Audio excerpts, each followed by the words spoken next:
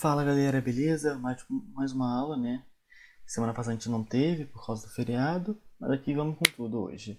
Né? Separação de misturas 2. Na última aula a gente viu misturas heterogêneas, hoje a gente vai ver misturas homogêneas.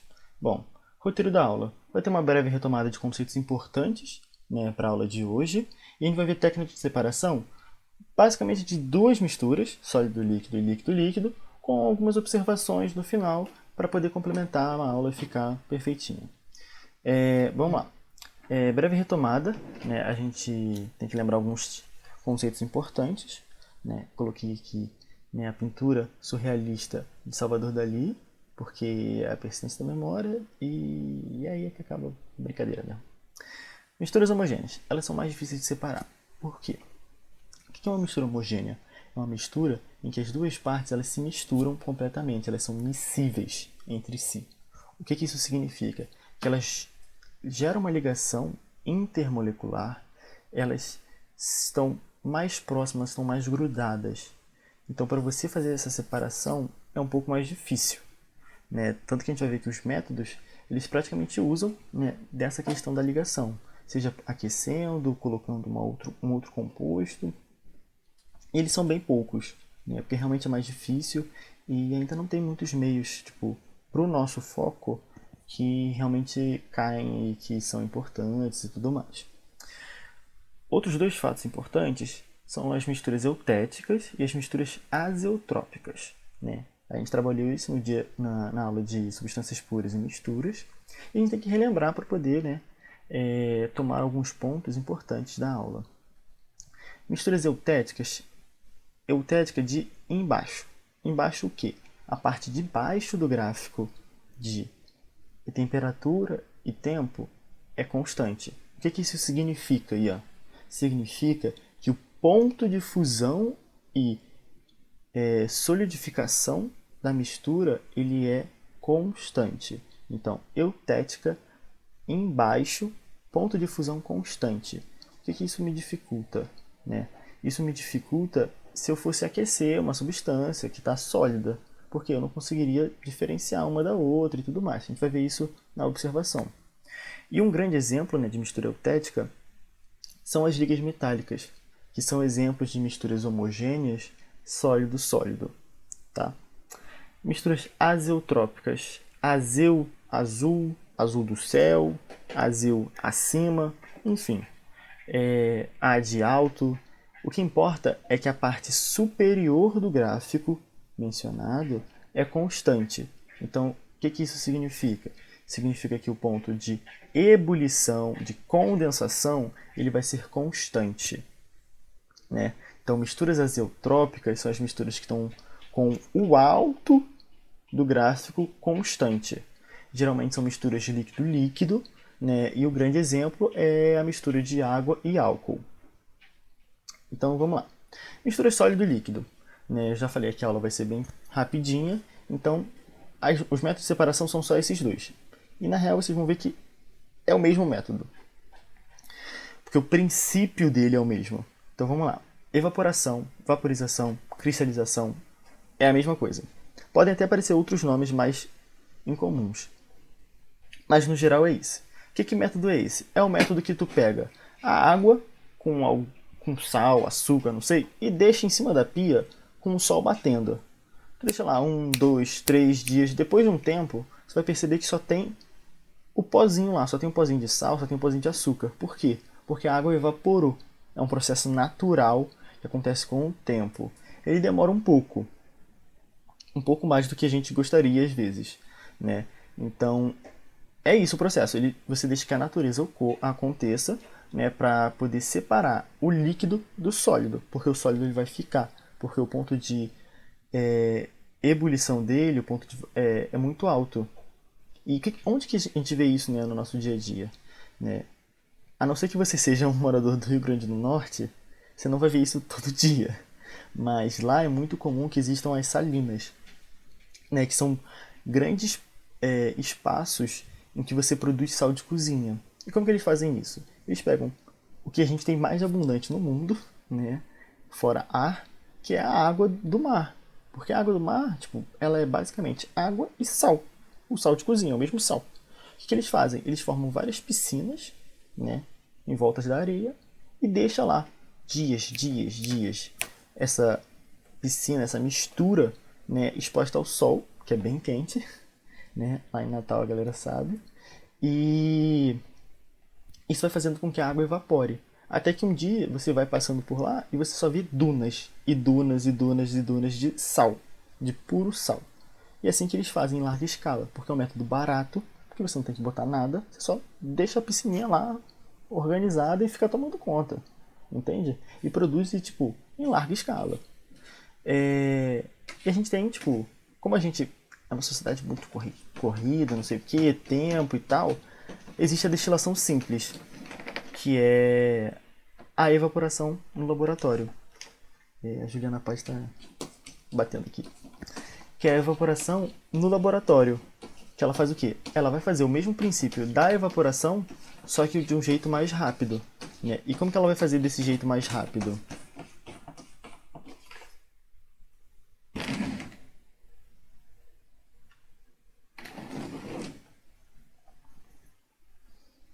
E como que ela vai fazer desse jeito mais rápido?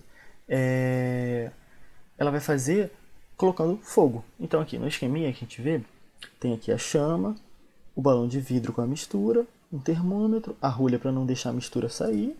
Aí ele vai esquentando, aí vai criando vapor de água, por exemplo, e ele vai caindo aqui no condensador. Como que ele funciona?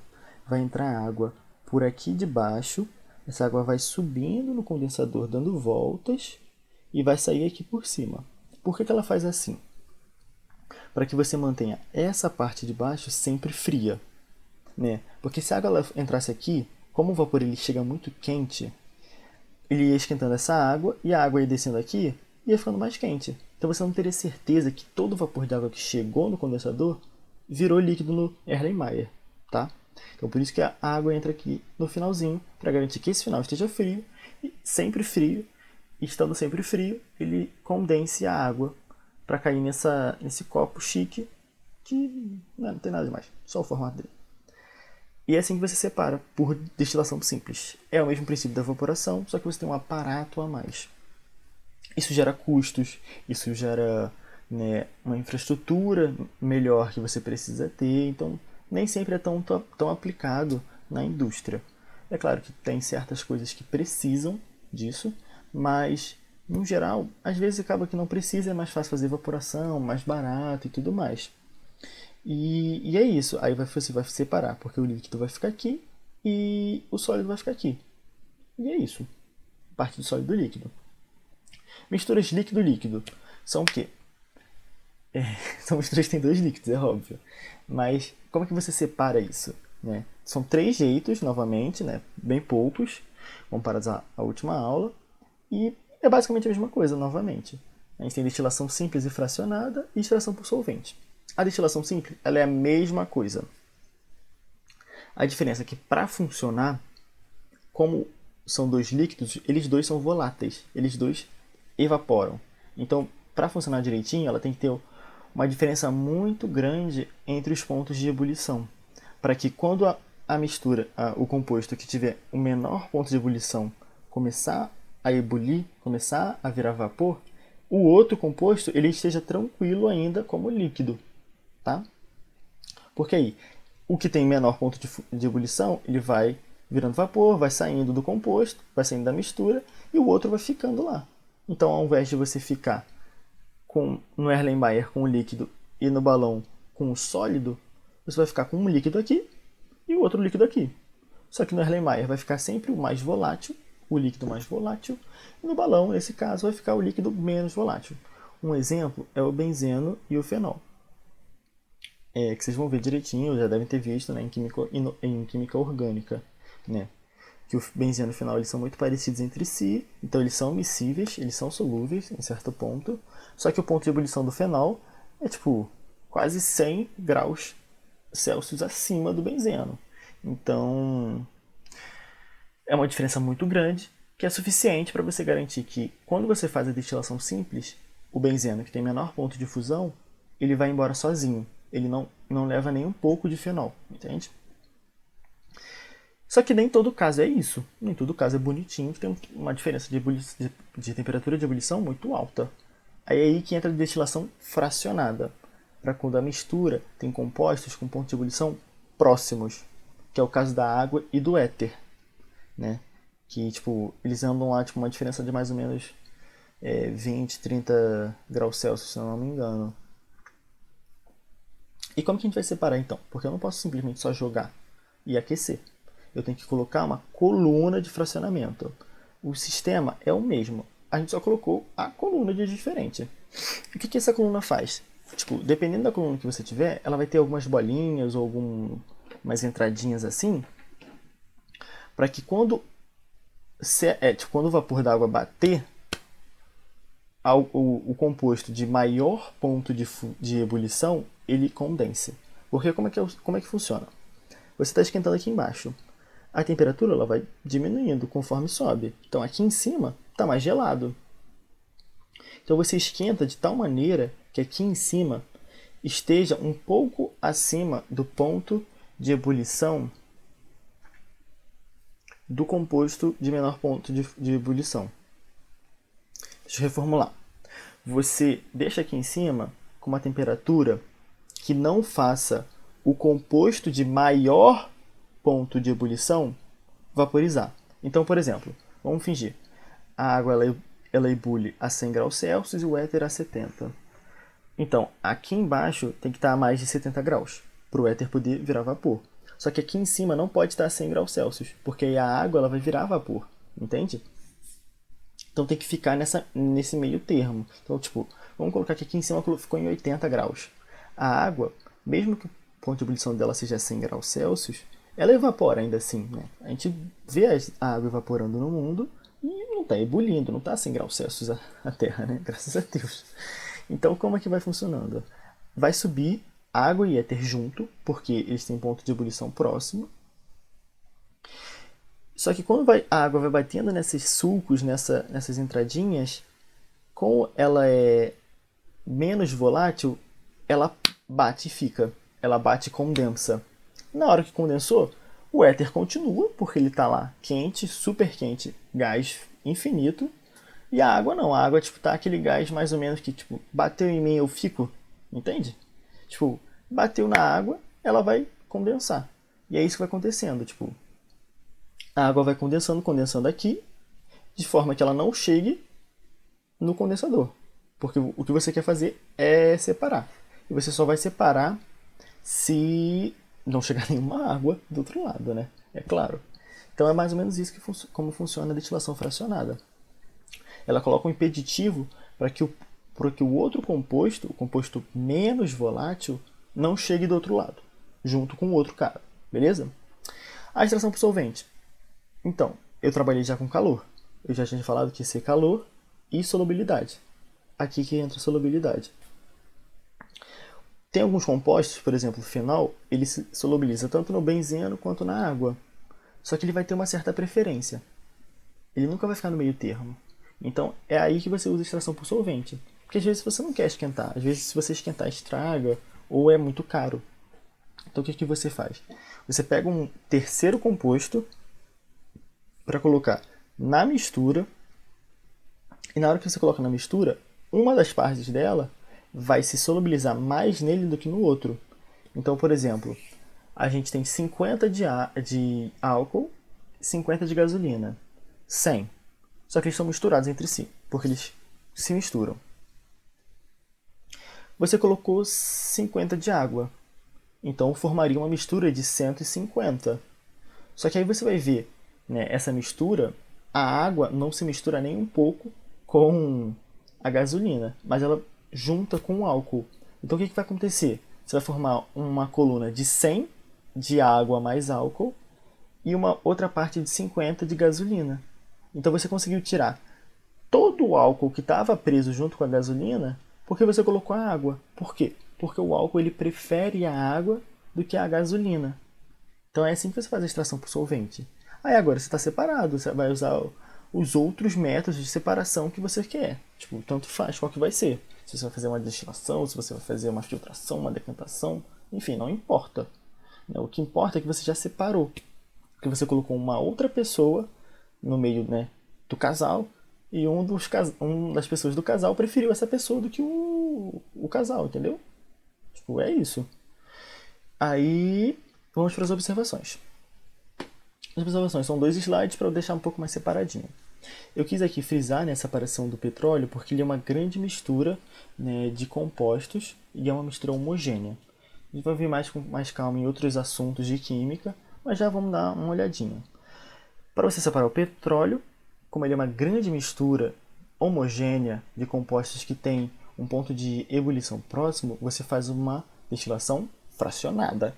Só que é uma destilação fracionada hardcore. Tipo, é um negócio que tem várias saídas. Então, você vai esquentando aqui, passa o petróleo.